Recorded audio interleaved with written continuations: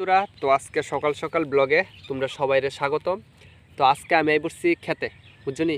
তো এই দেখো ক্ষেতের ভিতরে এসে আর এদিকে লাল শাক দেখছো নি, আর এদিকে আছে ধনিয়া পাতা। তো ধনিয়া পাতা তা আইসি যে না বইয়ে দিছি, ওখানে ধনিয়া পাতা সেন্টে লয়ে লাইছে, মানে ইটা ধনিয়া পাতা লাগাইছে সবটা।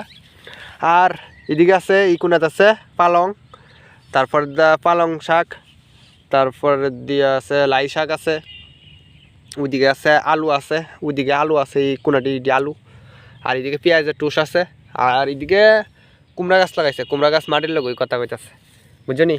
আর আমি হেন আজকে প্রোটিন জিনিস খামো, মানে লাল শাক খামো, বুঝছো? ওখানে এদিকে বেশি বড় হয়েছে না, ছোটো ছোটো, বড় হইলে তো কয়েকটা তুলি চললুক। ওখানে আমি এদিকে তুলতাছি, এই দেখো লাল শাক তুলতাছি, তুলে তুলে এখানে রাখছি। তো আর অনেকটা আছে, তাহলে ওই দিও তুলুম কতলা, এটা হচ্ছে কথাটা, বুঝছো নি? তো তাড়াতাড়ি কার কার লাগবে আর দুদিন পরে কিন্তু কইবা, হ্যাঁ লাল শাক এটি বড় হইতেছে, বুঝছো? তো এই হচ্ছে কথাটা।